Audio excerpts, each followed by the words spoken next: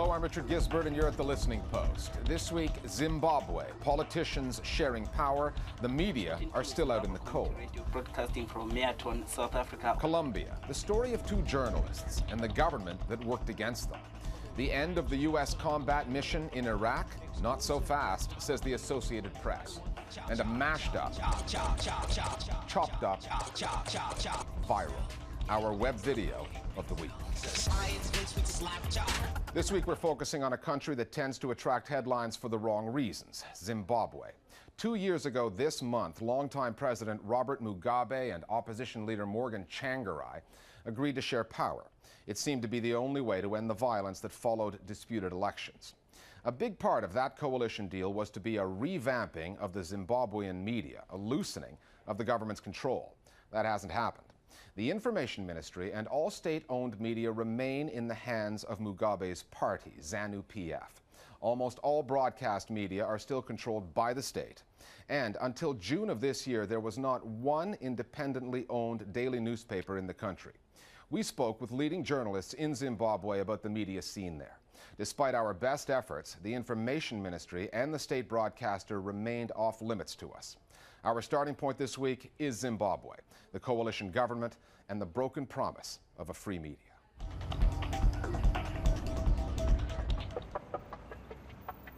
On the surface, Zimbabwe has changed. Harare is a bustling, modern city. The supermarkets are full, people are selling and reading newspapers, and journalists, if they have the right documents, can film it all openly. Look closely, though, and it's another story. The same grievances are still there. Only one new daily newspaper has been given a license since the coalition government took power, the one that brought together Robert Mugabe's ZANU-PF and Morgan Tsvangirai's MDC. These are the stories making the headlines tonight. And for broadcast media, there have been no new licenses. There's only one television channel producing news in Zimbabwe. The same goes for radio. From a news point of view, it's obviously massively biased. You'll find, for example, ZANU-PF activities are covered, MDC activities are actually censored. Corruption scandals. The coverage that they do get is usually negative when it's covering their tension, violence within the party and so on. I'm not saying they shouldn't cover it, but of course they give it huge prominence. Welcome back. You're still watching News Hour. It's a lot of hogwash, to say the least. Their history only starts and ends at 1980. So it's an insult to the profession of journalism. Given the maneuver by the British and its allies who are pursuing a savage onslaught on Zimbabwe, I feel pity for the people who can't afford the satellite television. In 2008, Zimbabwean elections were scarred by violence, and the so-called unity government was formed. Being killed by suspected MDC activists. At the time, one of the challenges facing the new government was to liberalize the media so they could not be used as propaganda vehicles. An independent Zimbabwean Media Commission, the ZMC, was formed, and a review of legislation affecting journalists was promised. ZMC can license them, but then for the organization to operate, it requires a license from the Broadcasting Authority of Zimbabwe. We have had a broadcasting authority here for almost 10 years, and it has not licensed anyone. Government staffs the broadcasting authority with its cronies. Though we had cautiously hoped that the inclusive government would move with speed in democratizing the media legislative framework, we are still saddled with the same pieces of legislation. The same infrastructure of media repression is still intact.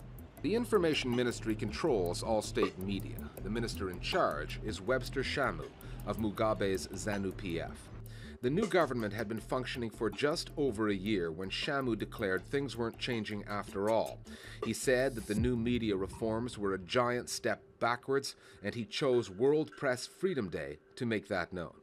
The government has released $800,000 for the setting up of 4 broadcasting transmission sites. Minister Shamu, however, Shamu appears determined to extend state media's monopoly to all parts of Zimbabwe. He declined to talk to us. It's really not a television or a radio station. It's a territory of a few who want to behave as if it's a private company. And so they keep everybody else shut out so that you don't know what is happening in there. Despite the state's tight control over what's on TV and radio, there are independent blogs and weekly newspapers produced in Zimbabwe. Zimind are independent publishers based in Harare. Until their daily newspaper, Newsday, received a license, it was folded inside other publications. Today, it's out on the street, but that does not guarantee it a readership. People don't have money to buy newspapers. You know, you look at the price of a newspaper. Daily newspapers here are selling for $1. That's about the same price as a loaf of bread. So people have to make that difficult decision between buying a loaf of bread and buying a newspaper. Many Zimbabweans opt to get their media from abroad, but there is one non-state broadcaster operating out of Zimbabwe. You are tuned into Zimbabwe Community Radio, broadcasting from Meaton, South Africa on 4895 kHz. Based in Bulawayo, Zimbabwe's second city, Radio Dialogue has found a creative way around broadcasting restrictions. We make the programs. The programs are then uploaded on the internet to somebody in the UK, and then it's sent off down to South Africa, and then from Meaton in South Africa, near Johannesburg, they beam the broadcast back into Zimbabwe. It's going all around the world, you know, to broadcast next door, but it's the only way to do it legally. An art exhibition arranged by Radio Dialogue gave us the chance to ask the country's Deputy Prime Minister, a member of Tsvangirai MDC, why the broadcast media remain the exclusive preserve of the state. We want to open up the airwaves. This is an inclusive government. Make sure that all those things happen. And we thought maybe they were going to start doing those things. If they haven't started doing it, then tough luck, I don't know what is happening. We are beginning to see that some arms of government are seeing the media or the regulation of the media as part and parcel of a political strategy to retain power. You know, you slide the lid off the pot by a fraction and we think this is heaven. You know, we think we've arrived at where we need to be, but we're not. We haven't done. These are generally people who have lots of skeletons in their cupboards. When they say they don't want media freedom, they really mean it, because they know what it will expose.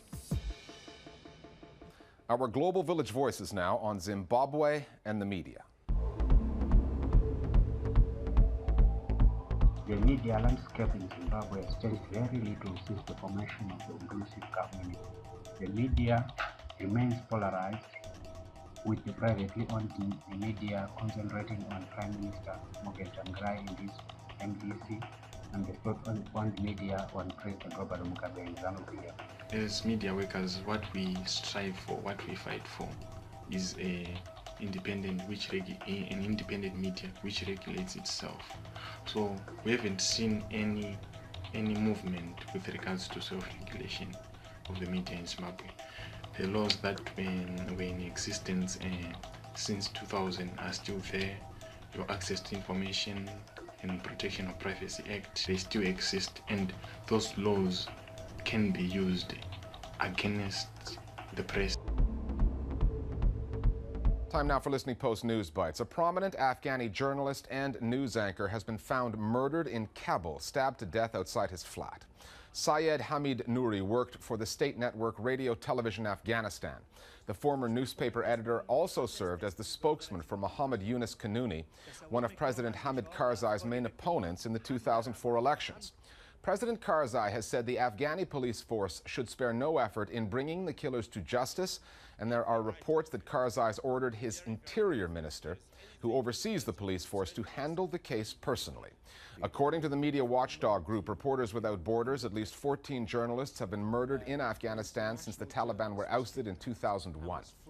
Remember that story from mid-August, the one about the end of the U.S. combat mission in Iraq, even though there are still 50,000 American troops there? I am announcing that President Obama went on national TV. NBC News in the U.S. got all excited about the story when the Pentagon gave it exclusive access, and all kinds of media outlets used that terminology, that the combat mission in Iraq was complete. But the Associated Press news agency has made it clear it will not be one of them. Tom Kent, AP's standards editor, wrote a memo to staff saying, quote, "To begin with, combat in Iraq is not over, and we should not uncritically repeat suggestions that it is, even if they come from senior officials. Unless there is balancing language, our content should not refer to the end of combat in Iraq or the end of U.S. military involvement," unquote. All of this matters because the AP is subscribed to by more than 1,500 U.S. news organizations, and therefore its reporting and its language shows up in all kinds of local news outlets, papers, and television. A bit of an odd story on ABC News in the wake of the arrest of 2 Yemeni air passengers on their way to the U.S. from Amsterdam. ABC's Brian Ross put a story on the air on August 30th, saying that the men had been arrested for, quote, "preparation of a terrorist attack, almost certainly a dry run," unquote. American security. But the next day, the story was disproven. The men were never charged, despite Ross reporting that they had been. Brian Ross blamed his sources for inaccurate information, but it's not like this hasn't happened with this reporter before. In 2007, Ross ran a misleading interview with a former CIA officer on the efficacy of waterboarding. Last year, he reported that the man who went on that shooting spree on a U.S. Army base had tried to contact al-Qaeda. That was false. And back in 2001, Ross linked the anthrax postal scare in the U.S. to Iraq. That was wrong, and it was never corrected. Despite this track record on some very big stories, Brian Ross remains ABC News' chief investigative correspondent. The British Sunday tabloid, The News of the World, is having some of its dirty laundry aired out by some other news organizations, and it's not happy about it. This is a story that goes back to 2005, when some prominent Britons, including members of the royal family, complained that the paper was getting some suspiciously personal information on them. It turns out that News of the World reporters were accessing the voicemail accounts of people's mobile phones, and one reporter was charged and jailed. However, the editors of the paper were not prosecuted for that. The story is coming up now because the New York Times, which is at war with the tabloid's owner, Rupert Murdoch, has done an investigative piece tying the mobile phone tactic specifically to the newspaper's editor at the time, Andy Coulson. Coulson is an even bigger target now because he's the chief communications strategist for Prime Minister David Cameron. Now, if you're confused by all of this detail, we'll explain it to you in depth next week when we take a longer look at the story. We're back after the break with a piece on the hazards of journalism, and there are many in Colombia.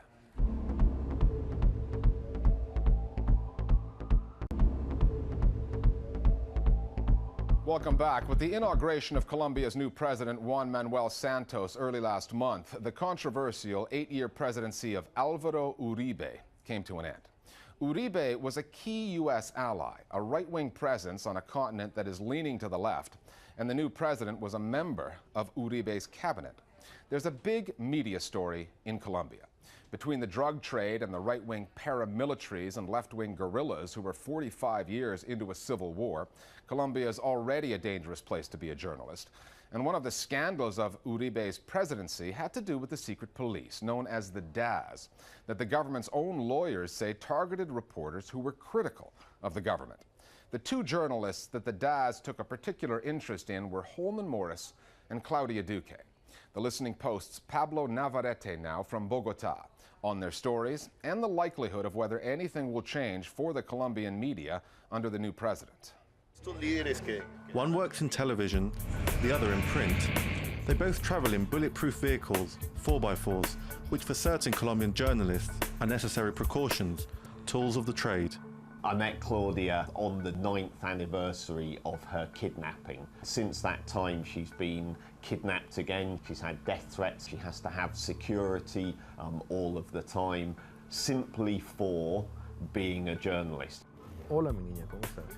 What happened with Holman Morris is that he became a threat to the administration because he was handling so much information and discovering so many things that it just exposed what the administration was doing.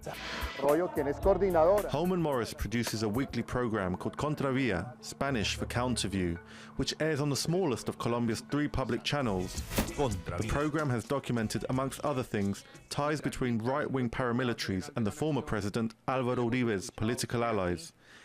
He says he and his family have been living with the death threats that come with that kind of reporting ever since. La Fiscalía General de Colombia. Last year, Colombia's Attorney General's office uncovered that the secret services had run a smear campaign against me, had illegally intercepted my phone calls, so possibly many of the threats that my family and I have been the victims of may have come from the secret police at the service of President Álvaro Uribe.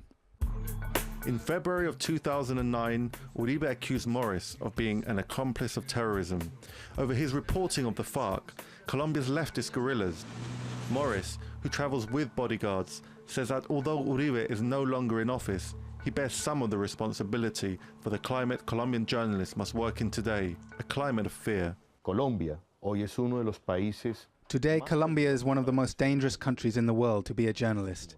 More than 100 journalists have been murdered in the last few years due to the intolerance of guerrillas, of drug dealers, of corrupt politicians, and of the paramilitaries. But we've never seen a president accuse the most critical independent journalists and media of being allies of terrorism. Such rhetoric clearly has consequences, not only in the political sphere, but also for our physical well-being. Holman Morris's case is emblematic. He is the only journalist on TV who carries out in-depth reports on human rights-related subjects in Colombia. Out of 270 episodes of his program Contra Vía, only 2 had interviews with guerrilla commanders. Yet he was attacked on several occasions by Álvaro Uribe for being an ally of terrorism. Contra Vía is aired in a country which today has the second biggest humanitarian crisis in the world. Contra Vía's contribution in the midst of this drama is to give the invisible a voice, and to give voice to the thousands and thousands of victims of Colombia's barbarity.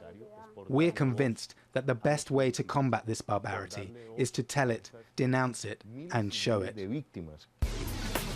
But Contra Vía struggles to make its voice heard in a highly concentrated media landscape, with Colombia's main media barons, largely powerful supporters of Uribe and Santos's party, dominating TV and print, and owning a large chunk of radio.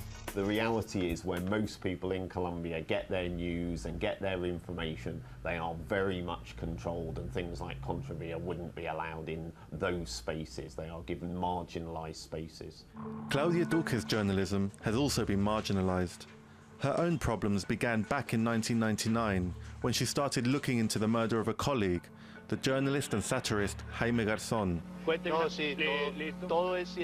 And she began to uncover some senior-level security service involvement in the murder, and attempts by them to pervert the course of the investigation.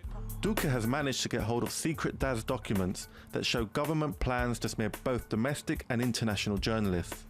But that's not all the DAS had planned. She found a manual that described how they were going to kidnap her daughter, rape her, and then kill her daughter. Clearly, for any mother, the prospect of that happening to their daughter is incredibly terrifying. But it does show just how serious these people are in terms of shutting down independent journalism and any opposition to the regime. What is happening in Colombia? We went there last May, and we learned there that even our organization were wiretapped and our emails were read because we were defending Holman and Claudia. So it really goes far. And it is not only one reporter. It is, if you defend a reporter, even if you're not in Colombia, you can be at stake also. It's hard to believe that as Minister of Defense in the Uribe government, Colombia's new president, Juan Manuel Santos, wasn't aware of what the security forces and the DAS were up to.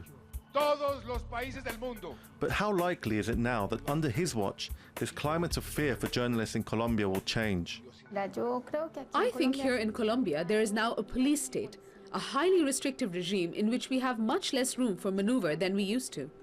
President Santos inherited this model and this regime, and if he doesn't do something substantial to restore freedoms, the only thing that will take place in Colombia will be a change of style.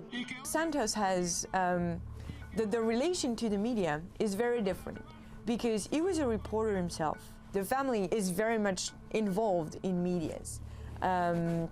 So with Santos, we have at least hopes that justice and journalists will be able to go on with the investigations they are dealing with. He's certainly very different from Uribe. He's certainly much more engaging, wittier, more urbane, certainly much more cosmopolitan, but actually his power base is the same. He served as the defense minister in that regime, and the veneer may have changed, but actually the substance underneath really doesn't appear as if it is going to change. Let us hope we are wrong. It remains to be seen whether the threats against journalists such as Claudia Duque and Holman Morris will ever be investigated on Santos's watch, whether the climate of fear will ever change. For the moment, the dangers for journalists in Colombia remain clear and present. More Global Village voices now on the media landscape in Colombia.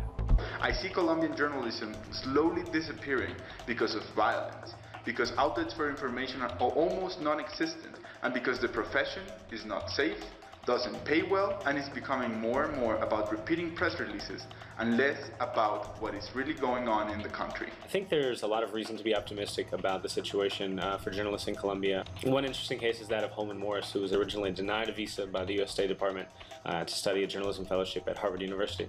Current President Santos was actually a fellow in the 1988 class of that same fellowship, himself being from a family that owns one of the largest newspapers in Colombia. And I think those facts will help the environment for journalists in Colombia over the coming years. Finally, you may remember last week we did a piece on the flip side of viral advertising and how when customers' complaints hit the net, some businesses tend to suffer. Well, here's an example of when viral marketing works even when you don't intend it to. Take a simple little kitchen gadget, the kind that people do those infomercials about, and then a viewer who happens to be a DJ lays down a beat, messes with the editing, and 11 million hits later, you've got a viral phenomenon on your hands and oodles of free advertising. It's our web video of the week. We'll see you next time at The Listening Post. Hi, it's Fitz with chop chop chop chop chop chop chop chop chop chop chop chop chop. Watch this. Hi, it's Fitz with slap chop. You're gonna be the great mood all day. You're gonna be slapping your troubles away with the slap. You slapping your troubles away with the slap chop. Now you love salad. You hate making salad. You know you hate making salad. You hate making salad. So we don't have any salad in your diet. Just one slap salad. Soup, coleslaw stuff. In what? 5 seconds.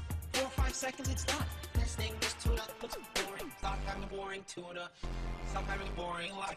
Add this tuna, maybe like this. Now you're gonna have a nice, exciting life. This. Watch this. Watch this. Watch this. Put a tomato in there. Add your cilantro, your hot peppers right there. You hit it like this. Hit it like this. Hit it like this.